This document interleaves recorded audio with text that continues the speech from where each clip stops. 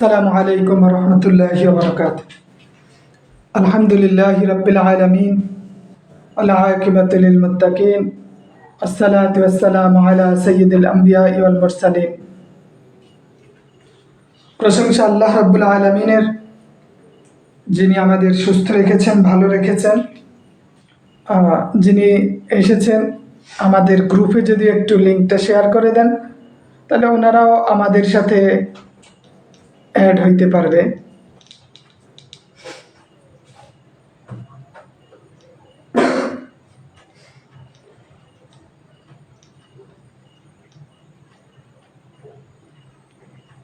বা হোয়াটসঅ্যাপ গ্রুপে আমাদের লিঙ্কটা শেয়ার করে দিবেন। আশা করি সবাই ভালো আছেন। আমরা আজকে গুরুত্বপূর্ণ একটা বিষয় দেখব, সেটা হচ্ছে লেখা। লেখা সবসময় গুরুত্বপূর্ণ। লেখা সবসময় গুরুত্বপূর্ণ। যত ভালোই আপনার মেধা থাকুক, লেখার কারণে অনেক সময় আপনি পিছিয়ে যাবেন। এজন্য আমরা যেহেতু ম্যাচিউরড, সহজেই আমরা যে কোনো জিনিস আয়ত্ত করার মতো সক্ষমতা আছে, তাই আমাদের উচিত হলো অন্তত এক সপ্তাহ যদি আমরা একটু প্র্যাকটিস করি, খুব সহজেই লেখার কৌশল আয়ত্ত করতে পারবো। মেহেদি মানিক ভাই, ওয়ালাইকুম আসসালাম ওয়া রাহমাতুল্লাহি ওয়া বারাকাতুহু। এই শাকিল ভাই, তো আজকে আমরা জাস্ট একটু দেখব লেখার যেই কৌশলগুলা। পাবনা জেলা থেকে হামিদুর রহমান ভাই, সাইফুল ইসলাম ভাই, আয়েশা সিদ্দিকা ম্যাম ব্রাহ্মণবাড়িয়া থেকে ওয়ালাইকুম আসসালাম, এমডি মুসা ভাই ওয়ালাইকুম আসসালাম ওয়া রাহমাতুল্লাহি ওয়া বারাকাতুহু। জি আলহামদুলিল্লাহ ভালো আছে। আপনাদের কি অবস্থা? হামিদুর রহমান ভাই, শাহাবুর রহমান ভাই, রুহুল আমিন ভাই ওয়ালাইকুম আসসালাম ওয়া রাহমাতুল্লাহি ওয়া বারাকাতুহু। সাইফুল ইসলাম ভাই ওয়ালাইকুম আসসালাম। আলহামদুলিল্লাহ, আল্লাহ ভালো রাখছেন। ইতিমধ্যে আমাদের 145 জন হয়ে গেছে। তা আমরা অনেক সময় পূর্বের অভিজ্ঞতা বলে সবাইকে সব সময় পাই না একসাথে, নানান ব্যস্ত মানুষ, কর্মজীবী মানুষ। তবু আপনাদের প্রতি অনুরোধ থাকবে যে অন্তত 1.5 থেকে 2 মাস একটু নিজের সময়টাকে কোরবানি দেন। একটু নিজে, যত ব্যস্ততাই থাকুক, যেখানেই থাকেন, অন্তত ক্লাসটা যাতে আপনার সামনে চলমান থাকে। যত ব্যস্ততাই থাকুক, মানুষের জীবনে ব্যস্ততা থাকবে, ব্যস্ততা বাড়বে। জি রায়হান ভাই লাইভে দেখতেছেন। হাসিবুল হাসান ভাই আলহামদুলিল্লাহ বিখাইরান। হাফসা জান্নাত ওয়ালাইকুম আসসালাম ওয়া রাহমাতুল্লাহি ওয়া বারাকাতুহু।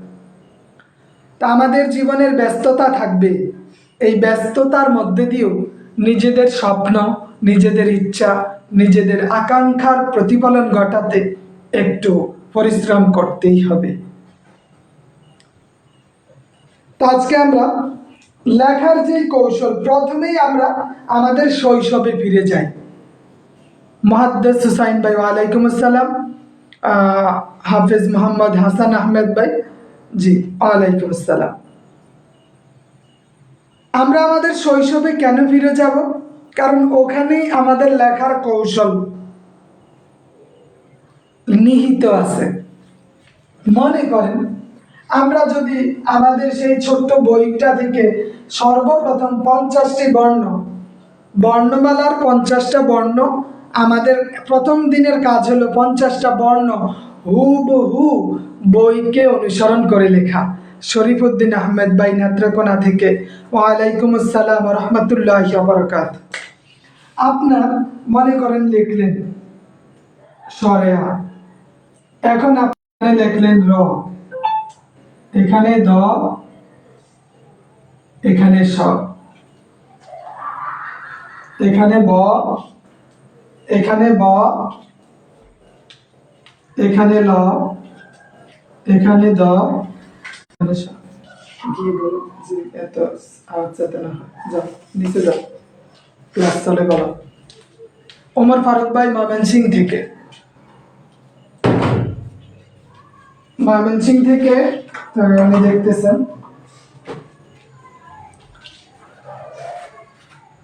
হুমায়ুন কবির ভাই একদম পারফেক্ট কাজ করছেন। বিয়ে শাদী পরে, আগে চাকরি নিশ্চিত হোক, তারপরে বিয়ে শাদী, আনন্দ সম্মান সবকিছুই থাকবে। রেগুলার কয়টা ক্লাস শুরু হবে? রেগুলার 9টায় ক্লাস শুরু হবে। আমাদের প্রতিটা ক্লাস 9টায় শুরু হবে ইনশাল্লাহ। 9টা 2 বাজবে না। আমি যতক্ষণ সুস্থ আছি আমার কথার পরিবর্তন হবে না ইনশাল্লাহ। 9টায় আমাদের ক্লাস শুরু হবে। তো বলছিলাম আমরা একটু আমাদের পূর্বের অবস্থায় ফিরে যাই, শৈশবে ফিরে যাই, আমাদের লেখাটাকে সুন্দর করতে। তা আমি লিখলাম সরায়া ম র দ তালিবস্য ব অনুষ্কার ল দ তালিবস্য। তো আমি যখন এই লেখাটা লিখলাম, আমার বর্ণমালাগুলো লেখা ঠিক আছে। বর্ণমালাগুলো কি, এই বর্ণমালা আমার লিখতে গিয়ে দেখেন আমার লেখাটা কত সুন্দর হয়েছে না?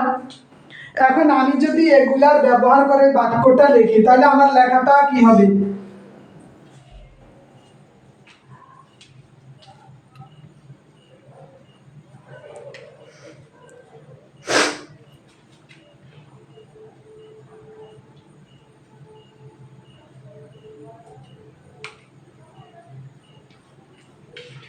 আমার দেশ বাংলাদেশ, এখানে বাক্যতে যা লিখছি, এই আমি যখন অ্যালফাবেট বর্ণমালাগুলা লিখছি তাই লিখলাম, এই লেখাটা এখানে সংযোজন করেছি। তা আমার বর্ণমালা লেখাই যদি সুন্দর না হয় তাহলে আমার বাক্য লেখাটা সুন্দর হবে না। জি শাহাবুর রহমান ভাই, আমি আমার কথাতে আসতেছি। ঠিক আছে, আমাদের আজকের বিষয়টাই হলো আমরা খাতায় কিভাবে লিখব, প্রশ্নগুলা কিভাবে লিখব, জবাবগুলা কিভাবে লিখব। নূর ইসলাম ভাই, ওয়ালাইকুম আসসালাম রহমতুল্লাহ। আমাদের বর্ণমালাগুলো, আপনার মূল টার্গেট থাকবে বর্ণমালাগুলা প্রয়োজনে আপনি একদিন যদি 5টা বর্ণমালা, যেমন স্বর স্বরেয়া, আপনি যদি প্রতিদিন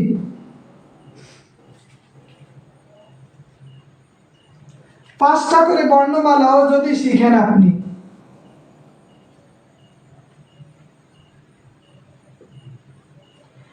যদি আপনি প্রতিদিন 5টা করেও বর্ণমালা প্র্যাকটিস করেন, এই বর্ণমালা যদি আপনার সুন্দর হয়, লেখা সুন্দর হবে, কথা ক্লিয়ার। ওয়ালাইকুম আসসালাম ফিরোজ বিন হারেস ভাই, কথা বুঝতে পারছেন? যার বর্ণমালা লেখা সুন্দর তার বাক্য লেখাও সুন্দর হবে। এই জন্য আমরা অনেক সময় আমাদেরকে ক্লাসে অনেক সময় অনেক টিচার দেখি আমাদেরকে বলে আমার দেশ বাংলাদেশ, এটা বারবার তুমি লেখো না। বাক্য লেখার আগে আপনাকে শব্দ বর্ণ লেখা শিখতে হবে। আচ্ছা ঠিক আছে, খান মোহাম্মদ আশরাফুল আলম ভাই, বর্ণ লেখা আগে শিখতে হবে। তাহলে আপনি অন্তত নিয়ত করেন যে আপনার লেখাটা সুন্দর করতে হলে আপনার শুধু ইচ্ছাটা জরুরি। একজন মানুষের লেখা যদি সুন্দর করতে হয় তার প্রথম কাজ হলো তার ইচ্ছা করা, ইচ্ছাটা তৈরি করা। সিরাজগঞ্জ থেকে মানিহা মনির ম্যাম, তার ইচ্ছাটা তৈরি করতে হবে। আমার কথা বুঝতে পারছেন? কথা বুঝে আসছে? আমাদের বর্ণ লেখা সুন্দর মানে বাক্য লেখা সুন্দর। এই লেখার কারণে সঠিক লিখলেন কিন্তু টিচার আপনার লেখা ধরতেই পারলো না, বুঝতেই পারলো না, তাহলে টিচার আপনাকে কিসের ভিত্তিতে নাম্বার দিবে? তো অনেক সময় দেখি লেখা সুন্দর হওয়ার কারণে আমার থেকে দেখে লেখে আমার চেয়ে বেশি নাম্বার পেয়ে যায়, কিন্তু আমি তার তুলনায় কম নাম্বার পাই। লেখা একটাই, কারণ কি? তার লেখাটা স্পষ্ট, আপনারটা স্পষ্ট না। একজন শিক্ষকের অনেকগুলা বিষয় দেখে, তার মধ্যে একটা বিষয় হলো তার লেখা কেমন। যদি একজন টিচারের লেখাই যদি হয় কাউ আসাও বগাসাও বিদঘুটে, তাইলে তাকে কিভাবে টিচার হিসাবে সিলেক্ট করবে আর বেশি নাম্বার দিবে? কে এম তরুণ আহমেদ ভাই, ওয়ালাইকুম আসসালাম। পাবনা থেকে নিশি সুলতানা ম্যাম, ওয়ালাইকুম আসসালাম। তাহলে কথা বুঝছেন? আমার কথা স্পষ্ট। আপনি আগে বর্ণমালাটা লেখা সুন্দর করেন, নিয়ত করেন যে আগামী কয়েকদিনের মধ্যে আমি বর্ণমালাটা লেখা শুরু করব বা বর্ণমালাটা প্র্যাকটিস করব। 2-4 পৃষ্ঠা লেখেন, তারপর আপনি সেন্টেন্স মেক করার চেষ্টা করেন। ইনশাল্লাহ 1 সপ্তাহের মধ্যে আপনার লেখা 50% চেঞ্জ হবে, 50% হলেও চেঞ্জ হবে। আপনার পড়ার পাশাপাশি লেখাটা সুন্দর করা অত্যন্ত গুরুত্বপূর্ণ। এখন আমরা দেখি আমাদের যে সেন্টারে আমরা লিখব বা আমরা সচরাচর যে প্রশ্নগুলা লিখি, সচরাচর আমরা বিভিন্ন প্রশ্ন লিখে থাকি। তা আমরা একটু প্রশ্ন লিখি। হামিদুর রহমান ভাই, আমি বর্তমানে গাজীপুরে একটা হাই স্কুলে আছি, আর 17তমতে চেষ্টা আছে আমাদের চাঁদপুরে চলে আসা, যা কপালে আছে তাই হবে। আশা আছে আমার আব্বার মাদ্রাসাতেই চলে আসতে।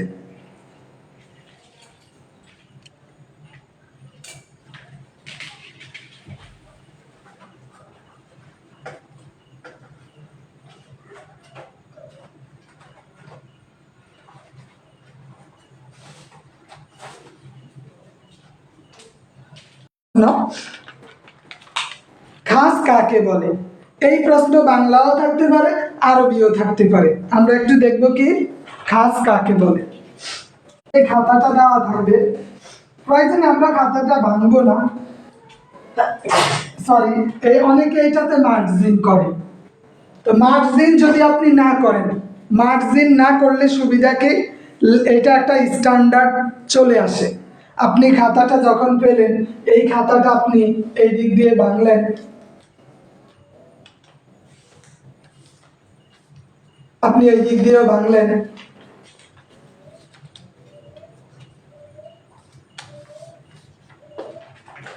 উপর দিয়েও ভেঙে নিলেন, নিচে দিয়ে দিলেন, এবং এই যে ভাঙ্গা একটা একটা বুঝাই যাচ্ছে, আমার কোনো দাগ দিতে হয় না। আমি এখন বুঝতেছি আমার লেখাটা কোথা থাকবে, কিসের মধ্যে থাকবে। আমি জাস্ট এটা ভেঙে নিছি, এর মধ্যেই আমার লেখা থাকবে। আমার এখন আর ওই স্কেলিং করার প্রয়োজন নাই, চারিদিক দিয়ে বর্ডার দেওয়ার দরকার নেই, ওইটা একটু ভিন্ন রকম দেখায়। একটু কোয়ালিটিটা আমাদের মেনটেন করতে হবে। তা আমরা এখানে জাস্ট চারিদিক দিয়ে স্কেল দিয়ে দাগ দেওয়ার দরকার নাই, ভেঙে দিছি, এর মধ্যে আমার লেখাটা থাকবে, তাহলে লেখাটার মধ্যে স্বচ্ছতা আসবে। কারণ আমি এর মধ্যেই লিখব যে আমি এখন ভূমিকা লিখলাম একটা প্রশ্নের, ভূমিকা, অথবা আমি আর মোকদ্দমাতু লিখলাম, মোকদ্দমা লিখলাম। খেয়াল করেন কথাগুলা, আমি বাংলায় লিখলাম অথবা আরবিতে লিখলাম। এখন আমরা কি করি, ভূমিকা লিখেই এইখান থেকে আমরা লেখা শুরু করি, মোকদ্দমা লিখে এইখান থেকেই আমরা লেখা শুরু করি। এইটা আমাদের একটা একটা জঘন্য কার্যক্রম, কারণ এইভাবে লেখার দরকার নেই। 17তম নিবন্ধনের কোশ্চেন,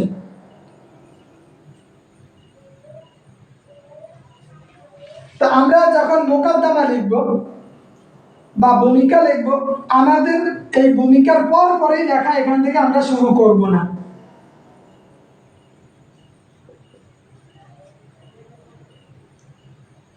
এখান থেকে আমরা লিখবো না, আমাদের মূল কাজ থাকবে, আমরা যখন একটা পয়েন্ট লিখলাম, নিচে একটা দাগ দিয়ে দিলাম, ওই এইটাকে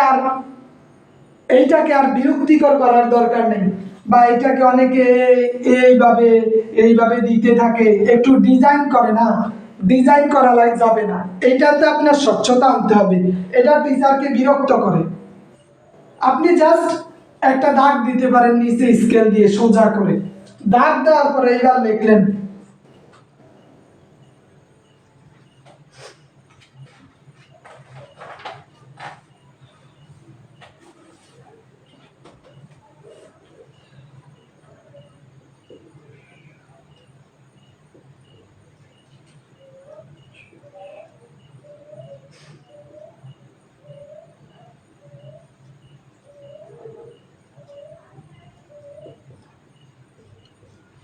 এখন আমাদের মূল কাজ হলো, আমরা যখন ভূমিকা লিখলাম, এর নিচ থেকে আমাদের লেখাটা শুরু করতে হবে।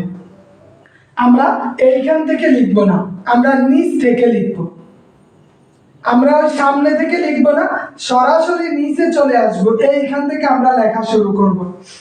এখান থেকে লেখা শুরু করে আমরা এখানে টোটাল সাইড লাইন আর মাঝখানে এক লাইন, এই দুটো কাহিনী আবার এখানেই শেষ করব। আমরা প্যারা করব, প্যারাটা একটা সৌন্দর্য যাতে এখানে থাকে। তা আপনি যখন এইভাবে লেখাটা শুরু করবেন তখন লেখার মধ্যে আপনি নিজেই আশ্চর্য হবেন যে আপনার লেখা এত সুন্দর হয় কিভাবে। আপনি নিজেই তখন বুঝতে পারবেন যে আপনার লেখা আসলেই কত সুন্দর। খুব খারাপ লেখা হোক, কিন্তু যখন আপনি একটু স্ট্যান্ডার্ড কোয়ালিটির বা যেইভাবে লিখলে দৃষ্টি আকর্ষণ করে, ঠিক এই জিনিসটা আপনার খাতার মধ্যে চলে আসবে। অবশ্যই আপনি এইখান থেকে না লিখে নিচ থেকে, সরাসরি নিচ থেকে লেখা শুরু করবেন।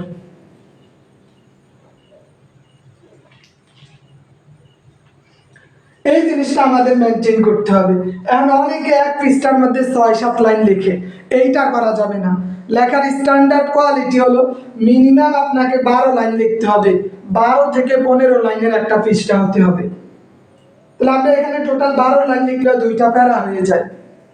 কয়টা প্যারা হয়? 2টা। আমরা যখন আরবি প্রশ্নগুলো লিখব তখন আমরা কি করব? মোকদ্দমা দিব। মোকদ্দমা দেওয়ার পরে আমরা এইবার এখানে প্রশ্ন রিলেটেড কোনো কথা থাকলে সেইটা নিয়ে আসব, অথবা আমরা এখানে দিতে পারি যেমন মা'না সরফ লুগাতান, লুগাতান মা'না সরফ লুগাতান, সরফ এর শাব্দিক অর্থ। আমরা একটা দিব, দেও দিতে পারি বা যাই দিই। মা'না সরফ লুগাতান, আমরা যখন এইটা কোন একটা প্রশ্ন লিখবো, ওই প্রশ্নের শাব্দিক এবং আবিধানিক আমাদের 2টাই লিখতে হবে। মা'না সরফ লুগাতান, দ্বিতীয়ত আমরা আনবো মা'না সরফ ইসতিলাহান, মা'না সরফ লুগাতান, মা'না সরফ ইসতিলাহান। প্রশ্নের উত্তর যদি বাংলাতে দেই আর ভূমিকা লিখে মোকদ্দমা লিখি, ভূমিকা না লিখে, তাহলে ব্যাপারটা খারাপ হয় না। যেহেতু আমরা মাদ্রাসা, সেই ক্ষেত্রে আমরা চাইলে মোকদ্দমা ব্যবহার করতে পারি। ফিকার ক্ষেত্রে আমরা এই কাজটা করতে পারি। ফিকার ক্ষেত্রে, ফিকার অংশে আমরা এই কাজটা করতে পারি। আমরা চাইলে মা'না সরফ লুগাতান, যেমন মা'নাল খাস,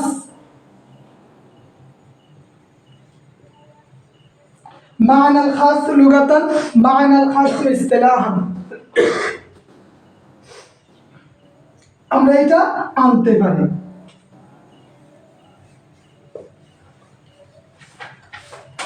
আমরা এইভাবে নিয়ে আসতে পারি, তাহলে লেখাটা সুন্দর হয়। আমাদের মূল টার্গেট থাকবো যত কম বাংলা ব্যবহার করা যায়।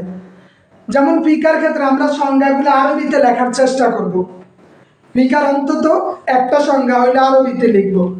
প্রতি 5 নাম্বারের জন্য আমাকে 10 মিনিট ব্যয় করতে হবে। কয় মিনিট?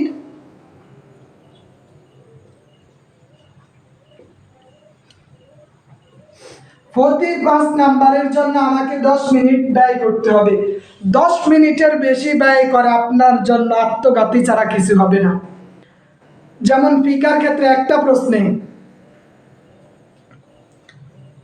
ফিকার ক্ষেত্রে একটা প্রশ্নে আপনি 5 নাম্বার পাবেন। এই 5 নাম্বারের জন্য 10 মিনিটের বেশি সময় আপনি দিতে পারবেন না। এখন আপনার কাছে মা'নাল খাস লুগাতান, এখন এইখানে আপনি চাইলে এইবার অর্থগুলা যদি দেন, যেমন খাস অর্থ কি? নির্দিষ্ট।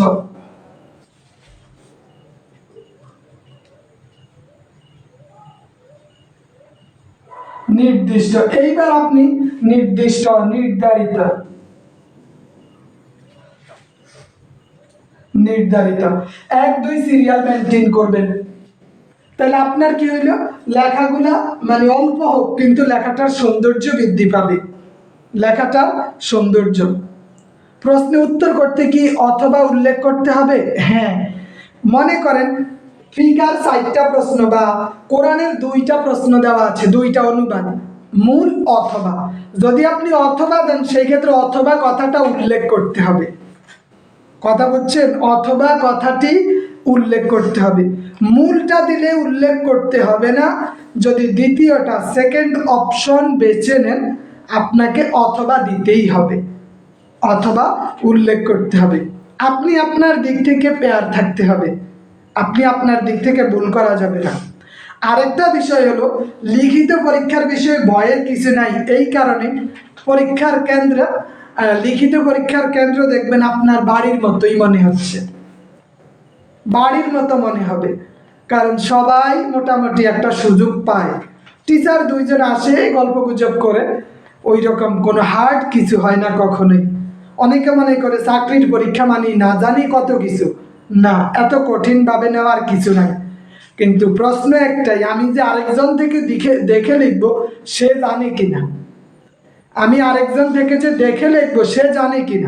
মনে করে পরীক্ষার হলে তো সবকিছুই দেখে লেখা যায়, কারণ আপনি যার থেকে দেখে লিখবেন সে কি তার অবস্থা। মনে করেন আপনি ফিকার একটা প্রশ্ন লিখলেন, ভূমিকা,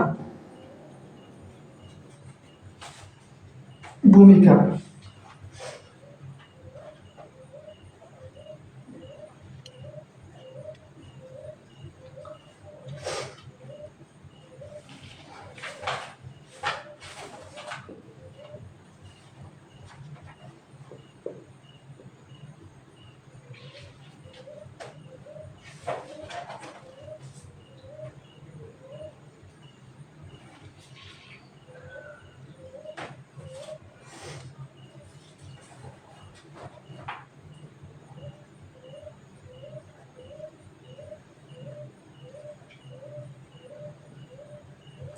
কোরআন এবং হাদিস থেকে আহকামে শরিয়া উদ্ভাবনের ক্ষেত্রে, এই যে আমরা দেখলাম, আমি এখান থেকেই লেখাটা শুরু করছি, লেখার পরে দ্বিতীয় পর্যায়ে আমি আবার এখানে চলে আসছি।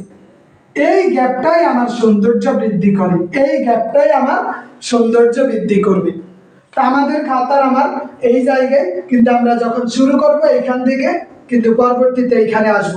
আবার আমরা যখন এইভাবে লিখতে যাব, 4 লাইন লেখার পরে, কয় লাইন, 4 লাইন লেখার পরে আমরা পরবর্তীতে আবার এখানে এসে বন্ধ করে দিব। 4 লাইন লিখবো টোটাল, মধ্যখানে আমাদের 4 লাইন থাকবে। 1 2 3 4, এই 5 লাইনের জায়গায় আমরা স্টপ করে দিলাম। তো এইভাবে কোড করে করে যদি আপনি লেখাতে অভ্যস্ত হন, লেখাতে অভ্যস্ত হন, আমরা এখন প্রাথমিক স্টেপে আছি, আমাদের লেখাটা এইভাবে অভ্যস্ত হইতে হবে, যে আমরা যাতে লিখলি, আপনি যদি এই 1.5 মাসে নিজের অবস্থানটা পরিবর্তন করতে না পারেন, অন্তত চাকরির খাতিরে হলেও, নিজের জন্য হলেও আপনাকে এইটা করতে হবে।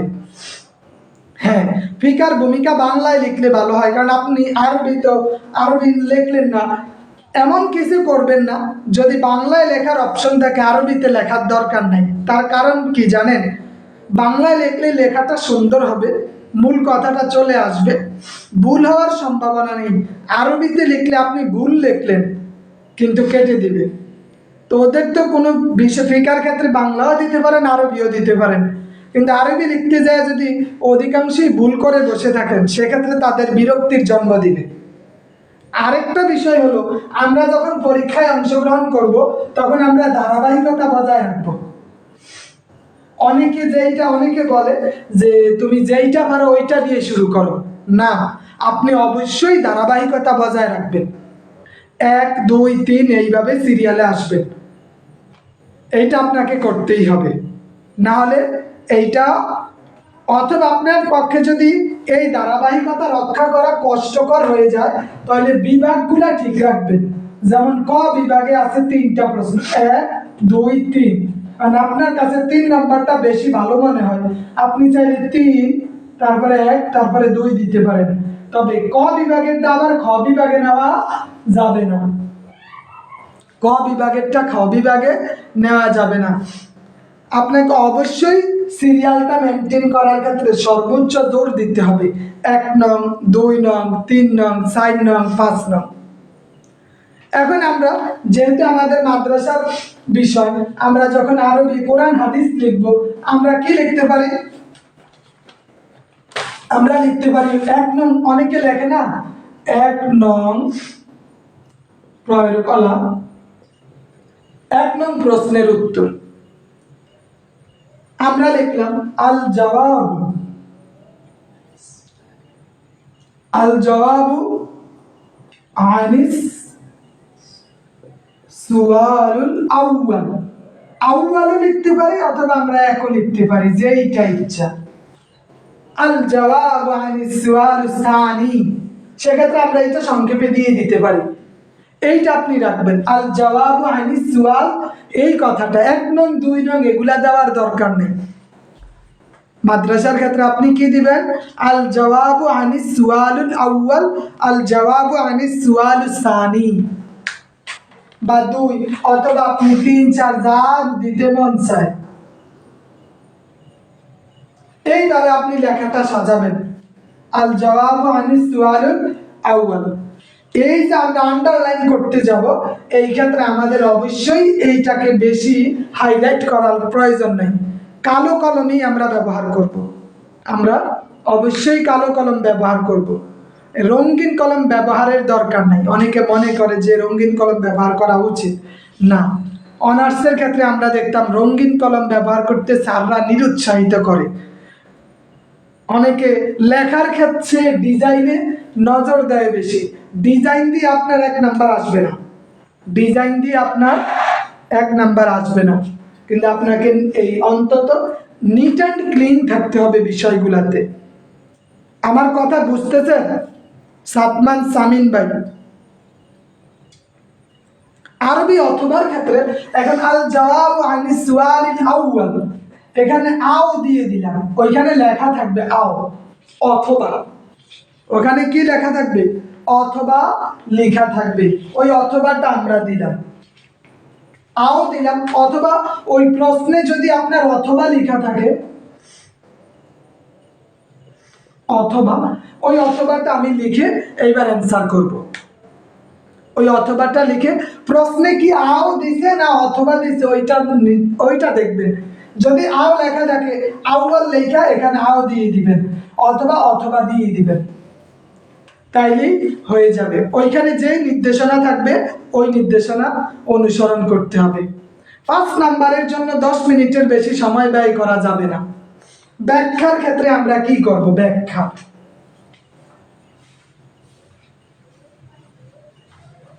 কারণ আমাদের ব্যাখ্যা এবং অনুচ্ছেদ আসবে। ব্যাখ্যার ক্ষেত্রে আমরা তো ব্যাখ্যার ক্ষেত্রে যেটা জানি, যেমন আল মাখরাজ, আমরা কি লিখলাম? আল মাখরাজ আল মুনা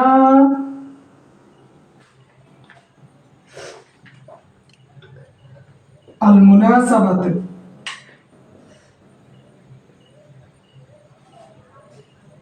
আশ-শারহ আল খাতিমাত, অথবা আল হাসিল, অথবা আল হাসিল। এইটা হচ্ছে ব্যাখ্যার ক্ষেত্রে। কারণ আমরা আগে কি করতাম, যেহেতু অনুবাদে 10 নাম্বার ছিল, আগে অনুবাদে ছিল 10 নাম্বার, 9 নাম্বার। এই 9 নাম্বারের জন্য আমরা তখন কোরআন এবং হাদিসে আমরা প্রথমে আল মুকদ্দমা লিখতাম, আল মুনাসাবাতু প্রসঙ্গ লিখতাম, তারপরে আমরা আত-তারজামা লিখতাম, এখানে তরজমা লিখতাম এখানে, তারপরে আল হাসিল অথবা আল খাতিমাতু লিখতাম। কিন্তু এখন আমাদের যেহেতু কোরআন এবং হাদিসের ক্ষেত্রে খেয়াল রাখবেন, কোরআনে মাত্র 5 নাম্বার, অনুবাদে কোরআন হাদিস কয় নাম্বার করে? মাত্র 5 নাম্বার। আমরা সরাসরি অনুবাদ দিয়ে দিব, অনুবাদ, এইটার ক্ষেত্রে আমরা অনুবাদ দিব। তবে আপনি যদি চান সেক্ষেত্রে উত্তর লিখতে পারেন, আগে ভূমিকাটা লিখে তারপরে আপনি অনুবাদটা দিয়ে দিতে পারেন। তাইলে এটা যেটা আমাদের এখানে 2টা থাকবে মাত্র, কোরআনের একটা হাদিসের একটা, 5 নাম্বার হোক। তবে আমরা যদি মানে 2টা বাক্য লিখি, আল মাখরাজু অথবা আল মুকদ্দমাতু অনুবাদের ক্ষেত্রে, কোরআন এবং হাদিসে আমাদের অনুবাদের ক্ষেত্রে আমরা যদি, যেহেতু কোরআন এবং হাদিস প্রথমে দিব, লেখাটা একটু আমাদের সুন্দর করতে হবে বুদ্ধিমানের জন্য। তার কারণ ভূমিকা দেখেই বোঝা যায় ভিতরে কি আছে। একটা কথা আছে না, যে ভাত একটা টিপ দিলেই বোঝা যায় পুরা হাড়ির মধ্যে ভাত হইছে নাকি হয় না। আমরা তাহলে কোরআন এবং হাদিসের ক্ষেত্রে যেহেতু আগে দিব, আমরা আগে লিখলাম আর মুকদ্দমাত। এই মুকদ্দমা লেখার পরে অধিকাংশ ক্ষেত্রে হয়তো দেখবেন সূরা বাকারা থেকে কোরআনের আয়াত চলে আসবে, আর হাদিসের ক্ষেত্রে সালাত থেকে অথবা ঈমান থেকে হাদিস আসবে। তা আপনি লিখলেন মুকদ্দমা, কি লিখলেন যে উক্ত আয়াতখানা, উক্ত আয়াতে কারিমা সূরা বাকারা থেকে চয়ন করা হয়েছে, পবিত্র কোরআন মাজিদের দ্বিতীয় সূরা বা সূরা বাকারা থেকে চয়ন করা হয়েছে, অথবা হাদিসের ক্ষেত্রে মিশকাতুল মাসাবি কিতাবুস সালাত থেকে চয়ন করা হয়েছে। এই কোরআনের আয়াতের মধ্যে এখন আমি মুকদ্দমা লিখলাম, আল মুনাসাবাতু লিখলাম, আল মুনাসাবাতু লিখলাম প্রসঙ্গটা। এখন কোরআনের যেই কথাটা ওই কথাটা আমি সংক্ষেপে লিখে দিলাম যে উক্ত আয়াতে যে একত্ববাদের বিষয়ে গুরুত্ব প্রদান করেছে। এবার আপনি অনুবাদ দিয়ে ইতি টেনে দিলেন। তাহলে যেহেতু প্রথম বিষয়, যদি মাঝখানের হইতো তাহলে আমরা শুধু অনুবাদ দিতে পারতাম, কিন্তু বিষয়টা প্রথমের, যার কারণে আমরা এখানে ভূমিকাও লিখব, প্রসঙ্গও লিখব, তারপরে আমরা অনুবাদে যাব। আর তরজমাত বা অনুবাদ, আত্মর্জমাত অথবা অনুবাদ, তারপরে আমরা আল খাতিমাতু লিখব। কেন বলছি? কারণ আমরা কোরআন এবং হাদিস প্রথমেই দিব, এজন্য যাতে প্রথমটা সুন্দর হয়, প্রথমটা সুন্দর হয়। তাহকিকের ক্ষেত্রে আমরা অবশ্যই প্রতি শুক্রবার রাত 9টায় তাহকিকের ক্লাস থাকবে, 1-1.5 ঘন্টা যা হয় হোক। মিজানুস সরফ মুনসাহিবের আমরা ব্যাপক আলোচনা করব, ওখানে একটু আপনাকে সময় দিতে হবে। তাহকিক 8 নাম্বার যাতে আমাদের মিস না হয়, সেই লক্ষ্যে আমরা অন্তত প্রতি শুক্রবার একটা করে ক্লাস রাখবো। এখন আমাদের যে ক্লাসগুলা, প্রতিটা ক্লাস আমরা কিভাবে নিব? আমাদের প্রতিটা ক্লাসেই কোরআন থাকবে, কোরআন থাকবে, প্রতিটা ক্লাসেই আমাদের হাদিস থাকবে, আমাদের আরবি থাকবে, আরবি প্রথম এবং দ্বিতীয় থাকবে। আরবি প্রথম পত্রের প্রথম দিকে আমরা অনুবাদ আনবো এবং দ্বিতীয় পত্রে আমরা প্রশ্ন আনবো, একটা অথবা দুইটা। প্রতিদিন যদি একটা করে আমরা প্রশ্ন মুখস্থ করি আরবি দ্বিতীয় পত্রে, 7-8টা ক্লাসেই 7-8টা হয়ে যায়। তবে আমরা পড়ার গতি এবং পরিমাণ অবশ্যই বাড়াবো। আমরা এখান থেকে একটা অথবা দুইটা প্রশ্ন পড়ব। এখানে ক্লাসে আমরা অনুবাদ দেখে ফেলবো, আরবি অনুবাদ প্লাস আমরা এখান থেকে ব্যাখ্যা পড়ব এবং অনুচ্ছেদ, হয় ব্যাখ্যা না হয় অনুচ্ছেদ, 1-2টা করে থাকবে। মানে মোটামুটি আপনার আগামী 15 তারিখ থেকেই 1-2-3 ঘন্টার পড়া প্রতিদিন থাকবে। আমাদের এখানে কোরআনের যদি প্রতিদিন আমরা 8 থেকে 7-8 আয়াত পড়ি, 7 বা 8 আয়াত, এবং ওইটার সংশ্লিষ্ট প্রশ্নগুলোও পড়ি। এই যে আমাদের এখন সিক্রেট গ্রুপেই হইতেছে, ইদ্রিস আলী ভাই, আমাদের এই গ্রুপে কিন্তু অন্য কেউ দেখতেছে না, শুধু যারা আছে তারাই দেখবে। এখানে 140 জন আছে, তো এরা দেখবে, আর বাইরে কেউ দেখবে না। আমাদের টোটাল ক্লাস আজকে যেই গ্রুপে হইতেছে এখানেই হবে, অন্যরা এখানে হস্তক্ষেপ করবে না। কোরআন 7-8 আয়াত আমরা প্রতিদিন পড়ব, ওইটার ব্যাখ্যা সহ। হাদিস আমরা প্রতিদিন 3 থেকে 4টা হাদিস পড়ব। আমাদের টার্গেট থাকবে আগামী 20 থেকে 25 দিনের মধ্যে কোরআন এবং হাদিস শেষ করে ফেলা। কোরআন হাদিস দুইটা বই শেষ করব। এরপরে আমরা এককভাবে আরবি প্রথম পত্র এবং দ্বিতীয় পত্রের দিকে নজর দিব।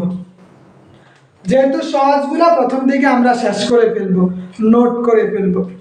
প্রথম 2টা 15-20 দিনে যদি শেষ হয়ে যায়, আমাদের অর্ধেক চাপ কমে যায়। 15 তারিখের মধ্যেই আপনার ফিকাটা কমে গেছে, ফিকার পড়া কিন্তু আর 2টা প্রশ্ন আছে, আজকে দিয়ে দিব। ফিকাটা কিন্তু আপনার অলরেডি শেষ, ফিকা আপনার অলরেডি শেষ, কারণ ওখানে 5টা প্রশ্ন দিয়ে দেওয়া হয়েছে। এটা আপনার একটা অধ্যায় 10 নাম্বার এখানে আমাদের শেষ। 15 তারিখের মধ্যেই 15/4/2024 এর মধ্যেই আমাদের ফিকা শেষ। ফিকা নিয়ে আমাদের আর মাথা ব্যথা থাকবে না। আগামী 20 দিনের মধ্যে আমাদের কোরআন এবং হাদিস শেষ হবে। 20 দিন কোরআন প্লাস হাদিস 20 দিনের মধ্যে আমরা শেষ করব। হ্যাঁ, বই বের হওয়ার আগে আগেই কোরআন এবং হাদিস আমাদের শেষ হবে। এরপরে যখন বইটা অলরেডি এগুলা শেষ হয়ে যাইতে আমরা এবার মূলের দিকে চলে যাব। আরবি প্রথম পত্র দ্বিতীয় পত্র এককভাবে আরবি প্রথম পত্র দ্বিতীয় পত্রের ক্লাস থাকবে। লং টাইম ক্লাস থাকবে। 1 ঘন্টায় যদি শেষ না হয় 2 ঘন্টা চলবে। 1 ঘন্টায় শেষ না হইলে 1.5 ঘন্টা 2 ঘন্টাও আমাদের ক্লাস হয়ে যেতে পারে। তো এইভাবেই আমাদের কার্যক্রম চলমান থাকবে, অব্যাহত থাকবে। মূল টার্গেট পরীক্ষার আগে আগে অন্তত 1 সপ্তাহ আগে যাতে আমরা বলতে পারি আমাদের সিলেবাস A to Z শেষ হয়ে গেছে। আমাদের সিলেবাস A to Z শেষ হয়ে গেছে। ঠিক আছে? তা আমরা আমাদের এই লক্ষ্যে অগ্রসর হব। কোরআন এবং হাদিস অল্প সময়ে শেষ হবে। কোরআন হাদিস 20 দিনের মধ্যেই আমরা কোরআন হাদিস শেষ করব। শুধু আমি শেষ করব না, আমার সাথে আপনারাও শেষ করবেন এই আশা আমি রাখি। এরপরে এককভাবে এক নায়কতন্ত্র আরবি প্রথম পত্র দ্বিতীয় পত্র চলমান থাকবে। প্রতিটা প্রশ্নের ব্যাখ্যা অনুচ্ছেদের যতটুক না হইলেই নয়, আমরা ঠিক ততটুকুই পড়ব। অপ্রয়োজনীয় বিষয়গুলা আমাদের বাদ চলে যাবে। অত যেটা আমাদের না হইলেও চলবে আমরা ওগুলা নিব না, যেগুলা গুরুত্বপূর্ণ ওগুলাই নিব। ঠিক আছে? আমাদের তাইলে আজকের প্রশ্ন আমি অবশ্যই দিয়ে দিব একটু পরে। আপনি 20 মিনিটের মধ্যে, যদিও প্রথম দিন, আজকে আমাদের 3টা প্রশ্ন দেওয়া থাকবে ফিকার থেকে। 3টা প্রশ্ন, এর মধ্যে 2টা জবাব দিবেন, 2টাতে 10 নাম্বার। আজকের পরীক্ষা, হ্যাঁ, আমাদের আশা করি সবার একই গাইড হবে। আমরা আল হিকমা গাইডটা নিব। খুব শীঘ্রই আল হিকমা বের হয়ে যাবে, সবার কাছে পৌঁছে যাবে। হ্যান্ড নোট আর একটা বই, আর কিছু লাগবে না। হ্যাঁ, আরবি অবশ্যই নোট দিব। আরবি প্রথম পত্র দ্বিতীয় পত্র এগুলার যে প্রশ্নগুলো আছে হাতে লেখা নোটও থাকবে। আর আমাদের তো একটা গাইড অলরেডি থাকবেই, আল হিকমা। এই 2টার আপনার আর কিচ্ছু লাগবে না, কিচ্ছু লাগবে না। এটা আপনি নিজেই বুঝতে পারবেন যে লাগবে কি লাগবে না।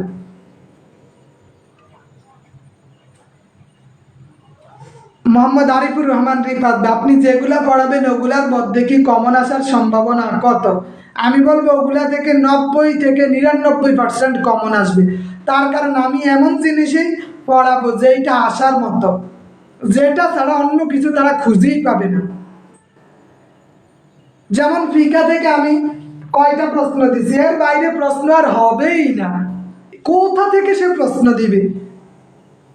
এই অধ্যায় থেকে সে যদি প্রশ্ন দিতে হয় আমার এখান থেকে দিতে বাধ্য, এর বাইরে প্রশ্ন নাই।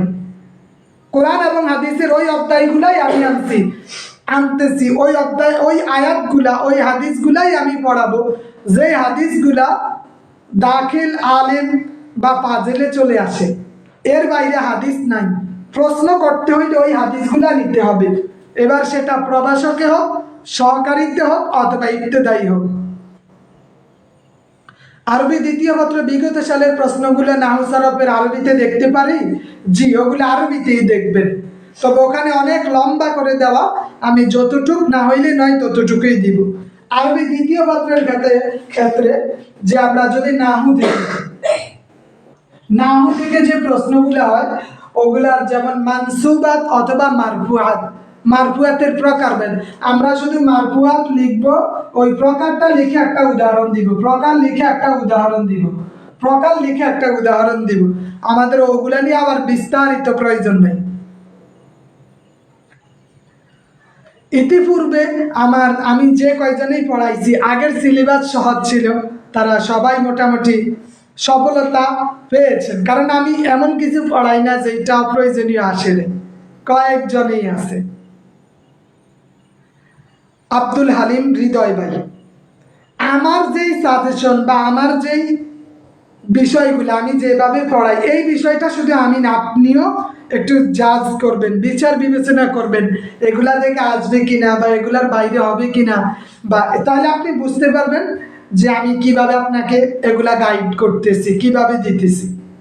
যেই কোনো বিষয় আপনাদের তো মতামত অবশ্যই থাকবে, তবে আপনি একটু দেখবেন যে আমি যেগুলা পড়াইছি এর বাইরে কিছু আছে কিনা।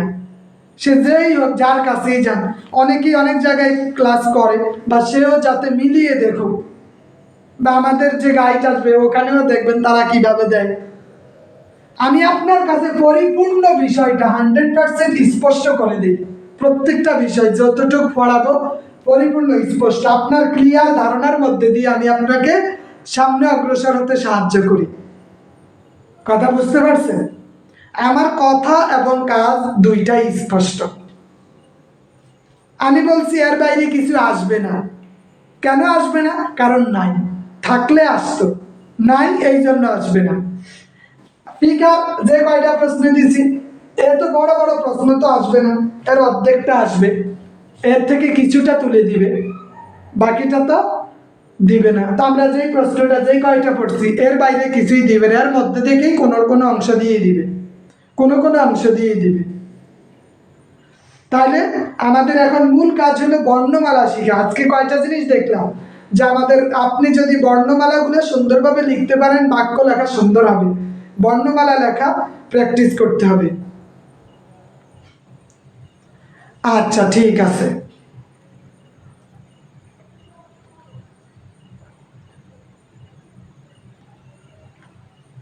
থাক, ওটার মতো থাকবে। আচ্ছা তাহলে আজকের জন্য এখানেই সমাপ্ত। আমাদের মূল টার্গেট লেখা সুন্দর করা প্লাস লেখা সাজিয়ে তোলা, খাতার মধ্যে সাজিয়ে রাখা লেখাটা। আমাদের পরীক্ষা শুরু হবে 9টা 50-এ। 9টা 50-এ আমাদের পরীক্ষার সময় থাকবে। আজকের জন্য 2টা প্রশ্নে 25 মিনিট সময় নির্ধারণ করা থাকবে। 25 মিনিট 50-এ শুরু হবে। আমি একটু পরেই প্রশ্ন দিয়ে দিব। আচ্ছা, ধন্যবাদ সবাইকে। আমাদের মূল ক্লাস শাহাবুর রহমান, ক খ গ এগুলো কোথায় দিব, এটা কি বুঝলাম না। আচ্ছা আমাকে মেসেজে বলে দিন। তা আমি একটু পরেই প্রশ্ন দিয়ে দিতেছি, ঠিক টাইমে প্রশ্ন দিব। সময় শেষ, 5 মিনিটের মধ্যে আমাকে মেসেঞ্জার গ্রুপে প্রশ্ন উত্তর সাবমিট গ্রুপে দিতে হবে। 5 মিনিট পরে দিলে আর আমি নিব না, 5 মিনিটের মধ্যেই দিতে হবে, যার যতটুকু লেখা হবে। ঠিক আছে, আমি সময় প্রশ্ন সব কিছু দিব, আপনি খাতা এবং কলম নিয়ে রেডি থাকবেন। ধন্যবাদ সবাইকে। আসসালামু আলাইকুম ওয়া রাহমাতুল্লাহি ওয়া বারাকাতুহু।